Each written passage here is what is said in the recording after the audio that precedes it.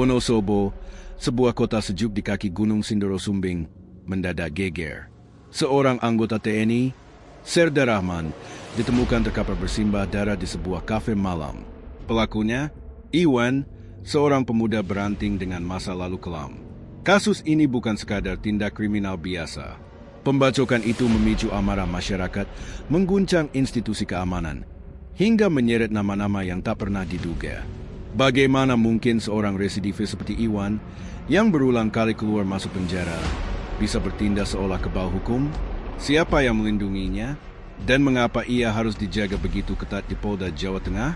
Inilah kisah penuh misteri, tentang dendam, rahasia masa lalu, dan jaringan gelap yang mungkin lebih besar dari sekadar sebuah kasus pembunuhan. Selamat datang dan kembali lagi di channel Bicara Saja. Mari kita lanjut lagi ceritanya. Malam itu, Sabtu 13 September 2025, hawa dingin khas Wonosobo menyelimuti jalanan di desa Jolontoro, Sempuran. Embun tipis mulai turun, lampu-lampu jalan berpendar samar, dan di antara hiruk-pikuk kendaraan yang jarang lewat, berdiri sebuah resto yang cukup terkenal di daerah itu, Resto Syaka. Tempat ini biasa dipenuhi anak muda, keluarga, hingga pekerja yang ingin melepas penat. Dari luar, Resto Syaka tampak biasa saja. Papan nama kayu berlampu temaram, parkiran kecil, dan musik akustik yang samar terdengar dari dalam. Namun malam itu, suasana yang seharusnya hangat berubah menjadi mencekam. Tak ada yang menyangka, di balik pintu kaca resto itu, sebuah tragedi berdarah akan tercatat dalam sejarah kelam Kabupaten Wonosobo. Kedatangan Serda Rahman. Sekitar pukul 8 malam, seorang pria berseragam loreng hijau masuk dengan langkah tenang. Dialah Serda Rahman Setiawan, anggota Kodim 0707 Wonosobo. Baru saja ia selesai menjalankan tugas pemantauan wilayah di Koramil, memastikan keamanan di daerah jelang malam minggu. Meski lelah, wajahnya tetap terlihat ramah saat menyapa pegawai resto. "Mas, meja kosong ada di pojok? Saya mau makan malam dulu," katanya sopan. Seorang pegawai resto mengangguk, lalu mengantar Rahman ke kursi dekat jendela.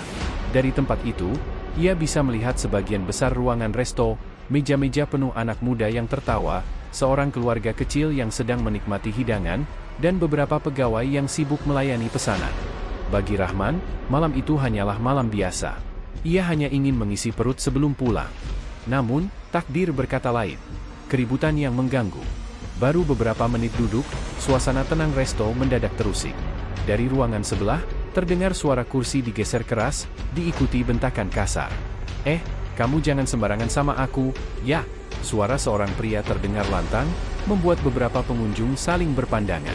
Seorang pegawai resto tampak panik, berusaha menenangkan pria itu, tapi suaranya kalah keras. Rahman mendongak, memperhatikan arah keributan. Naluri seorang prajurit membuatnya tidak bisa diam. Ia tahu, keributan sekecil apapun bisa memicu masalah besar, apalagi di tempat umum. Pegawai resto yang tadi melayani Rahman terlihat resah. "Aduh, semoga nggak makin ribut," gumamnya pelan. Rahman menatap pegawai itu. "Ada masalah apa, Mas?" Pegawai itu menelan ludah. Sepertinya ada tamu yang marah sama pegawai, "Pak." Dari tadi nadanya kasar sekali. Rahman menghela napas panjang. Ia tahu ini bukan urusannya secara langsung. Tapi sebagai seorang TNI, ia juga punya tanggung jawab moral menjaga ketertiban. Apalagi, resto itu cukup ramai malam itu. Ia tak ingin keributan kecil berujung ricuh. Sosok Iwan. Keributan itu ternyata berasal dari seorang pria bernama Iwan. Rambutnya agak gondrong, wajahnya keras, dan tatapan matanya liar. Ia dikenal oleh sebagian warga sebagai sosok yang sering membuat masalah. Beberapa pegawai resto bahkan sudah hafal wajahnya. "Iwan lagi," bisik salah satu pegawai pada temannya. "Pasti bikin ulah," balas yang lain. Malam itu, Iwan bersitegang dengan seorang pegawai karena masalah sepele, minumannya terlambat diantar. Tapi, bagi orang dengan temperamen panas seperti dirinya, hal kecil bisa meledak menjadi amarah besar. Suaranya yang keras membuat pengunjung lain mulai gelisah. Rahman bergerak. Rahman menimbang sejenak, lalu berdiri. Ia mendekati meja tempat keributan itu. Dengan tenang, ia menepuk bahu pegawai yang sedang ketakutan menghadapi Iwan. "Sudah, Mas. Biar saya coba bicara," katanya pelan. Pegawai itu mengangguk lega, mundur beberapa langkah. Rahman lalu menatap Iwan, berusaha tetap tenang meski tatapan pria itu penuh amarah. "Mas, mari kita keluar sebentar. Jangan ribut di dalam, banyak orang di sini." kita bicara baik-baik di luar. Iwan melirik ke arah Rahman. Kamu siapa? Jangan ikut campur urusan saya, bentaknya. Rahman tidak tersulut emosi. Ia tetap sabar, mencoba meyakinkan. Saya hanya ingin situasi tetap tenang. Ayo, kita keluar dulu. Kalau ada masalah, kita selesaikan dengan kepala dingin. Dengan susah payah, Rahman akhirnya berhasil mendorong situasi keluar ruangan. Ia menggiring Iwan menuju parkiran, berharap udara malam bisa sedikit meredakan amarah pria itu. Pengunjung resto menghela napas lega, mengira masalah sudah berakhir. Namun ternyata, itu baru awal dari bencana. Parkiran yang mencekam. Di parkiran, udara dingin menusuk kulit. Lampu neon di depan resto berkelip samar. Hanya ada beberapa motor dan mobil yang terparkir. Suasana relatif sepi, jauh dari keramaian dalam resto. Rahman masih berusaha menenangkan. Mas Iwan, sudah, jangan emosi. Kalau ada masalah dengan pegawai, bisa dibicarakan baik-baik. Tidak perlu ribut begini. Tapi Iwan hanya terdiam, matanya liar. Perlahan ia melangkah ke arah mobilnya. Gerak-geriknya mencurigakan, membuat Rahman sedikit waspada. Iwan, tunggu dulu. Jangan lakukan hal yang tidak perlu, ucap Rahman dengan nada tegas. Namun terlambat. Iwan membuka pintu mobil, lalu mengeluarkan sebilah senjata tajam yang ia sembunyikan di dalam. Tanpa banyak bicara, ia berbalik dan langsung menyerang. Detik-detik mengerikan. Serangan itu begitu cepat. Pisau berkilat di bawah lampu neon, menebas udara dingin malam. Rahman sempat mencoba menangkis, tapi serangan dari belakang membuatnya kehilangan keseimbangan. "Arh!" teriaknya tertahan saat darah mulai mengucur. Pengunjung yang baru keluar resto menjerit histeris melihat peristiwa itu. Pegawai resto yang berlari ke parkiran langsung membeku, tak percaya apa yang mereka lihat. Rahman berusaha bertahan, tapi luka terlalu dalam. Tubuhnya limbung, jatuh tersungkur ke aspal parkiran. Iwan berdiri di atasnya, wajahnya dingin, tanpa penyesalan sedikitpun. Kekacauan di resto Shaka. Jeritan mulai pecah. Pengunjung panik, sebagian berlarian keluar, sebagian lain segera menelpon polisi. Pegawai resto menangis ketakutan, menyaksikan seorang prajurit yang tadi penuh wibawa kini tergeletak bersimbah darah. Warga sekitar mulai berdatangan setelah mendengar keributan. Mereka hanya bisa menatap dari jauh, tak berani mendekat karena Iwan masih menggenggam senjata tajam. Dalam hitungan menit, situasi yang awalnya hanya keributan kecil berubah menjadi tragedi berdarah. Malam itu, resto Shaka bukan lagi tempat makan dan tawa, melainkan saksi bisu pembunuhan keji terhadap seorang prajurit TNI yang hanya berniat melerai. Akhir malam yang kelam. Ambulans akhirnya tiba, namun nyawa Rahman tak tertolong. Ia dinyatakan meninggal dunia dalam perjalanan ke rumah sakit. Keheningan menyelimuti, hanya tersisa isak tangis pegawai resto dan tatapan kosong pengunjung yang masih syok. Iwan berhasil diamankan polisi tak lama kemudian, namun bayang-bayang malam berdarah itu akan terus melekat di benak semua yang menyaksikannya. Dan sejak malam itu, satu pertanyaan besar muncul. Siapa sebenarnya Iwan, dan mengapa seorang residivis bisa begitu leluasa menghabisi nyawa seorang prajurit di tengah keramaian? Pertanyaan inilah yang akan menyeret kasus ini semakin dalam, hingga akhirnya membuat polisi harus mengambil langkah mengejutkan, menahan Iwan di Polda Jawa Tengah dengan pengamanan ketat. Sabtu malam di Wonosobo biasanya dipenuhi suara motor remaja yang berkeliling alun-alun, atau keluarga kecil yang mencari hangatnya wedang ronde di pinggir jalan. Namun, di desa Jolontoro, Sempuran, tepatnya di resto Shaka, suasana berubah drastis sejak Iwan melampiaskan amarahnya. Resto Shaka bukanlah tempat mewah. Bangunannya sederhana, didominasi kayu dengan lampu gantung kuning temaram. Namun, tempat ini cukup populer karena masakan pedasnya dan sering menjadi titik kumpul anak muda. Malam itu, hampir semua meja terisi. Gelas-gelas kopi panas mengepul, piring berisi nasi goreng pedas tersaji, dan denting sendok terdengar bersahutan. Tapi tiba-tiba, semua perhatian terpusat pada satu meja. Iwan, pria berperawakan kekar dengan wajah penuh amarah, mulai membentak salah satu pegawai. Kemarahan yang meledak. "Apa-apaan ini? Minuman pesananku dari tadi nggak diantar-antar. Kalian kerja atau main-main di sini?" teriak Iwan sambil membanting gelas kosong ke meja. Pegawai muda bernama Sandi berusaha tenang. Wajahnya pucat, tangannya gemetar. "Maaf, Mas. Lagi penuh pesanan, sebentar lagi saya antar." Tapi kata-kata itu justru menyulut bara dalam diri Iwan. Ia berdiri, kursi kayu terjatuh ke lantai dengan suara keras. Suara gaduh itu membuat pengunjung yang tadinya bercengkerama langsung terdiam, menoleh penuh waspada. "Apa? Kamu bilang saya disuruh nunggu lagi, bentaknya, wajahnya mendekat ke Sandi. Kamu pikir saya siapa? Sandi mundur selangkah, hampir menangis. Seorang pegawai lain mencoba ikut menenangkan. Mas, tolong jangan ribut. Banyak orang di sini. Namun Iwan justru semakin beringas. Suaranya menggelegar di seluruh ruangan. Kalau saya marah, itu urusan saya. Jangan ada yang ikut campur. Rahman mengambil keputusan. Di sudut ruangan, Serda Rahman Setiawan yang tengah menikmati nasi gorengnya menutup mata sejenak. Hatinya berat. Ia tahu, tugas resminya sudah selesai sejak keluar dari Koramil tadi. Tapi nuraninya tak bisa membiarkan suasana kacau. Rahman meletakkan sendok, berdiri, dan berjalan pelan mendekati sumber keributan. Setiap langkahnya diperhatikan oleh pengunjung. Seorang bapak berbisik pada istrinya, "Itu tentara, Bu. Mungkin bisa menenangkan orang itu." Sesampainya di dekat Iwan, Rahman berbicara dengan suara tenang namun tegas. "Mas, jangan ribut di sini. Banyak keluarga dan anak-anak. Kalau ada masalah, ayo kita bicarakan di luar." Iwan menoleh tajam, matanya merah, napasnya memburu. "Kamu siapa berani-beraninya nyuruh saya keluar?" Rahman tidak terpancing. Dengan nada sabar ia menjawab, "Saya Rahman, dari Kodim. Saya hanya ingin suasana tetap kondusif. Jangan bikin masalah lebih besar." Mengarahkan ke parkiran.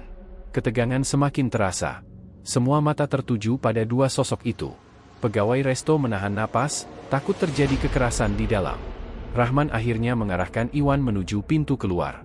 Tangannya tidak kasar, hanya isyarat tegas agar Iwan mengikuti. "Ayo, Mas. Kita bicara di luar, jangan di dalam." Beberapa pengunjung merasa lega. Mereka mengira masalah akan selesai begitu keduanya keluar.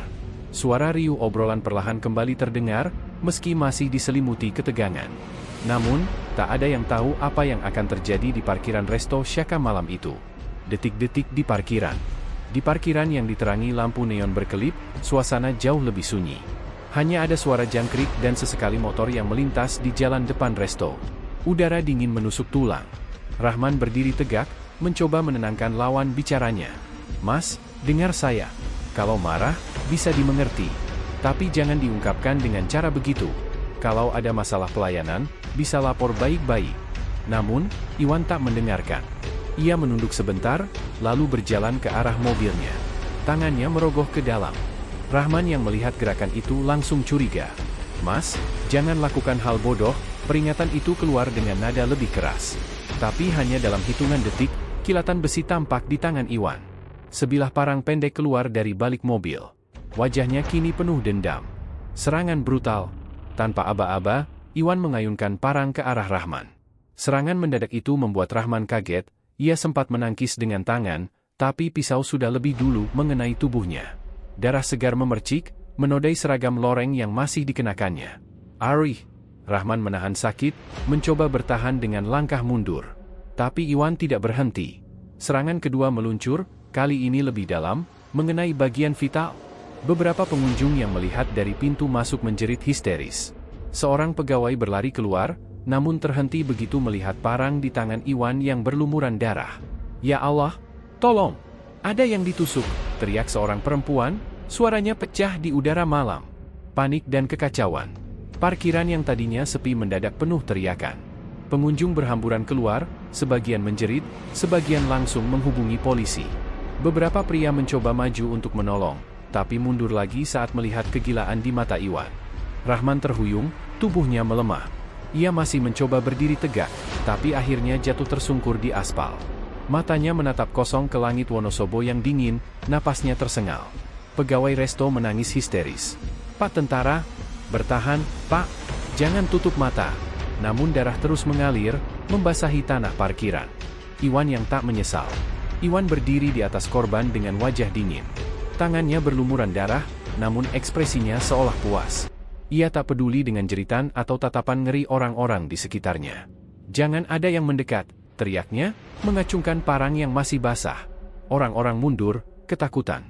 Hanya beberapa menit, namun terasa seperti keabadian. Parkiran resto menjadi panggung kematian, dengan korban seorang prajurit TNI yang hanya berniat melerai. Akhir yang tragis. Polisi akhirnya datang setelah menerima laporan.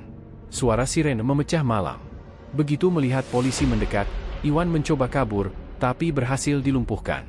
Ia diborgol dengan kasar, wajahnya tetap tanpa penyesalan. Sementara itu, Rahman dilarikan ke rumah sakit dengan ambulans. Namun, takdir berkata lain.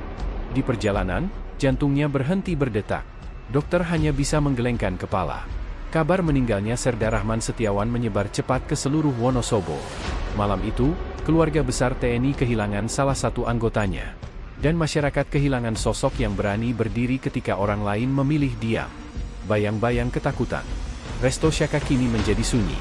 Lampu-lampu masih menyala, namun lantai parkiran masih menyisakan bercak merah yang tak akan hilang dari ingatan saksi mata. Bagi sebagian orang, malam itu hanyalah mimpi buruk. Tapi bagi keluarga Rahman, itu adalah kehilangan nyata. Dan bagi polisi, kasus ini baru saja dimulai. Karena saat identitas pelaku terungkap, publik semakin terkejut. Iwan bukanlah orang baru. Ia seorang residivis, dengan catatan panjang kejahatan yang membuat banyak orang bertanya, mengapa seseorang seperti dia bisa bebas berkeliaran, hingga akhirnya menghabisi nyawa seorang prajurit? Keesokan harinya, Minggu pagi 14 September 2025, Wonosobo mendadak riuh dengan satu kabar yang menyayat hati. Serda Rahman Setiawan, prajurit TNI Kodim 0707, gugur setelah dibacok seorang pria di Resto Syaka. Berita itu menyebar cepat dari mulut ke mulut, dari warung kopi di pinggir jalan, grup WhatsApp warga, hingga pemberitaan media lokal. Nama pelaku segera disebut-sebut, Iwan. Bagi sebagian orang, nama itu terdengar asing. Tapi bagi warga yang lebih mengenalnya, terutama di sekitar Wonosobo dan Temanggung, nama itu justru mengundang dengusan kesal. Lah wong Iwan itu memang tukang bikin onar dari dulu, komentar seorang bapak di warung kopi. Orang kayak gitu kok bisa bebas terus?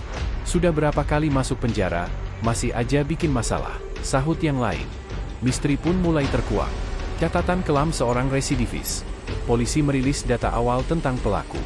Iwan ternyata bukanlah orang biasa. Ia seorang residivis dengan catatan panjang kejahatan.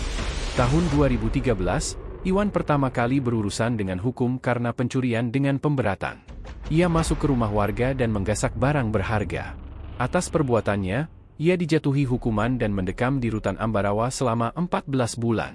Bukannya kapok, tahun 2015 ia kembali beraksi. Kasusnya sama, pencurian dengan pemberatan. Kali ini, ia ditahan di rutan Temanggung. Beberapa warga masih ingat saat itu polisi sampai melakukan razia besar-besaran sebelum akhirnya berhasil menangkapnya. Waktu terus berjalan, tapi perangai Iwan tak berubah. Tahun 2020, ia lagi-lagi melakukan pencurian. Kali ini ditahan di rutan Wonosobo. Saat keluar, banyak yang berharap ia berubah. Namun yang terjadi justru sebaliknya. Dari catatan ini, publik semakin marah. Bagaimana bisa seorang residivis berulang kali keluar masuk penjara, tapi tak pernah jera, hingga akhirnya melakukan kejahatan yang jauh lebih kejam, membunuh seorang prajurit TNI di depan umum. Iwan di mata warga. Bagi warga sekitar, Iwan dikenal sebagai pribadi temperamental. Ia mudah marah, sulit diajak bicara baik-baik. Meski ada masa-masa ia tampak tenang, tapi orang-orang tahu, sekali tersulut, amarahnya bisa membahayakan siapa saja. Seorang tetangga pernah berkata pada polisi, kalau sudah marah, matanya merah, kayak orang kesetanan. Orang-orang di kampung sampai malas bersinggungan sama dia. Ada pula yang bercerita, Iwan sering terlihat nongkrong dengan teman-teman yang tak jelas pekerjaannya. Kadang mereka menghabiskan waktu dengan minum-minuman keras. Dari situlah sifat buruk Iwan semakin menjadi. Tak heran, ketika namanya disebut sebagai pelaku pembacokan di Resto Syaka, sebagian orang justru berkata, pantas. Kalau bukan dia, siapa lagi? Dari dulu kelakuannya memang begitu. Reaksi Kodim dan masyarakat. Kabar gugurnya Serda Rahman Setiawan membuat suasana Kodim 0707 Wonosobo muram. Rekan-rekannya kehilangan sosok yang dikenal ramah, pekerja keras, dan selalu ringan tangan membantu masyarakat. Seorang rekan berkata lirih, Rahman itu orangnya sabar sekali. Kalau ada warga butuh bantuan, dia paling duluan turun. Siapa sangka, orang sebaik itu malah jadi korban kebiadaban. Masyarakat pun ikut berduka. Banyak yang menyalakan lilin di depan rumah, sebagian lagi mengirim doa. Namun, di balik duka, ada pula bara amarah. Kalau hukum tidak tegas, bisa-bisa masyarakat yang bertindak sendiri, kata seorang tokoh masyarakat. Kalimat itu mencerminkan kegelisahan, bahwa kesabaran publik ada batasnya.